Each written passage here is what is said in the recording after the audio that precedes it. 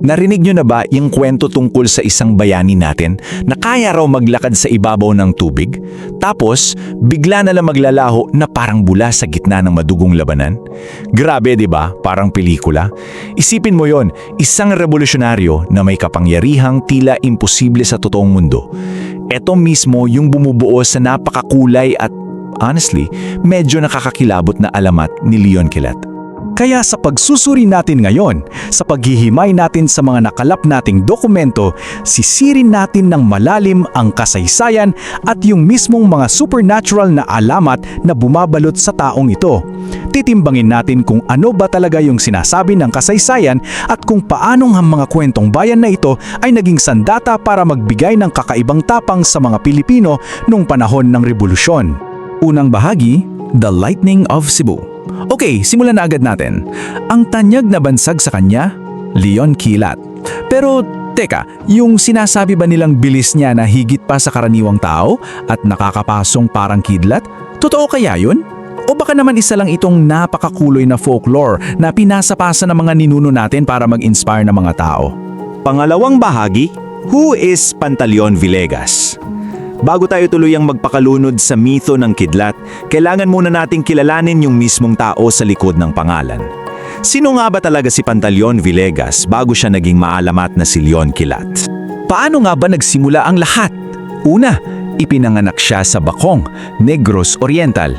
Tapos, at ito yung isang detalye na napaka-interesante, nung bata pa siya, sumali siya sa mga circus. Oo, circus. Dito nahasa ng husto yung pambihirang liksi at pisikal na abilidad niya. Kumbaga, bago pa man umikot yung mga chismis tungkol sa mahika, may solid na pundasyon na siya pagdating sa mabilis at madulas na paggalaw. At syempre, yung huli, yung sinasabing transformasyon niya nung makuha niya ang mga mahiwagang agimat na tuluyang nagbukas daw ng mga supernatural powers niya. Ikatlong bahagi, The Magical Amulets. Ngayon, ang talagang nakakawili dito ay yung pag-shift natin ng focus. Mula dun sa pisikal na galing niya, pag-usapan naman natin yung mga mismong bagay na nagbigay ng matinding tapang sa revolusyon, ang mga mahiwagang agimat. Dito papasok yung konsepto ng bertud at orasyon. Kumbaga, ito yung mga agimat o mga lihim na dasal sa Latin na pinaniniwalaang nagbibigay ng superhuman na proteksyon at mga milagrong hindi kayang ipaliwanag ng siyensya. Ngayon, habang pinag-aaralan natin ito, hindi tayo nandito para husgahan kung totoo ba o hindi ang mahika. Ang importante ay maintindihan natin na para sa mga Pilipino nung panahon na yon, ito ay isang malalim, seryoso at totoong-totoong paniniwala. Ito ay naging sandata nila para labanan ng pang-aapi. Tingnan nyo naman itong supernatural arsenal ni Leon Quillat. Una, mayroon daw siyang panyo na may nakasulat na orasyon sa Latin. Kapag tinali daw ito sa baywang niya, as in, hinding-hindi siya tatablan ng bala. Pangalawa, yung bertud ng bilis. Nakakatalon daw siya sa napakalalyong distansya na tila ba lumilipad na sa hangin. At ang pinaka-nakakabilib sa lahat, kaya raw niyang mag-teleport sa iba't at lumaban sa mga higit na armadong hukbo ng mga Kastila, di ba? Ikaapat na bahagi, Battle of Tres de Abril. Ang lahat ng mahika at mitolohiyang pinag-uusapan natin, dito na masusubok ng husto.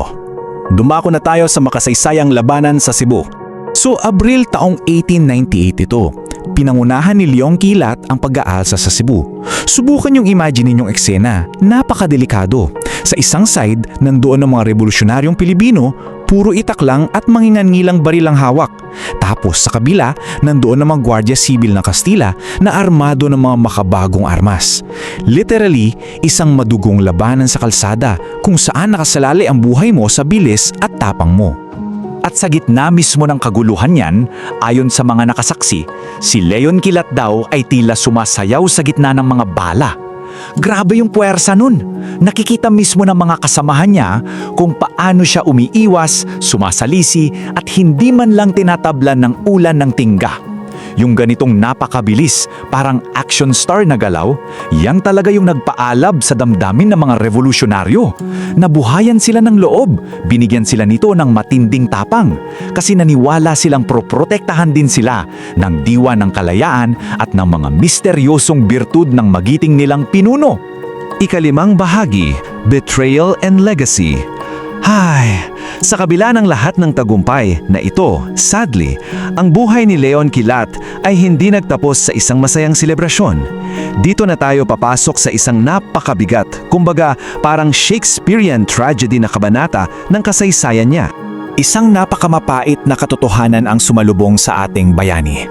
Yung pagkasawi ni Leong Kilat, hindi siya nangyari sa kamay ng mga Kastilang buong tapang niyang kinalaban. Hindi.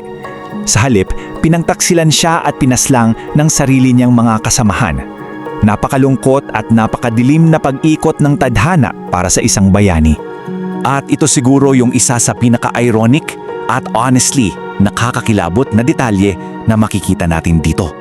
Bago siya tuluyang mapatay, kinailangan muna siyang tanggalan ng mga agimat ng mga mismong taong nagtaksil sa kanya. Bakit ito mahalaga? Kasi pinapakita nito na kahit yung mga mismong pumaslang sa kanya, naniniwala. Takot at buong puso silang naniniwala sa proteksyon ng kanyang mga birtud.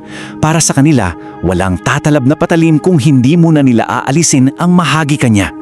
Hanggang sa ngayon, yung kwento ng katapangan at mga birtud ni Leon Kilat, buhay na buhay pa rin sa puso ng mga Bisaya at sa buong Pilipinas. Kaya bago tayo magtapos, iniiwan ko ang nakapukaw isip na tanong na ito sa inyo. Naniniwala ba kayo na may taglay na supernatural na lakas ang ating mga bayani? O baka naman, ang tunay nilang birtud ay yung nag-aalab nilang pagmamahal sa bayan? Pag-isipan nyo yan ng mabuti habang patuloy nating ginagalugad ang mga kwentong humubog sa ating nakaraan. Maraming salamat sa pagsama sa paghimay nating ito. Kung nagustuhan mo ang kwentong ito, huwag kalimutang i-like ang video, mag-subscribe at i-on ang notification bell para sa iba pang alamat at kwentong bayan. I-share mo rin ito para mas marami pang Pilipino ang makaalala ng kagandahan ng ating mga kwento.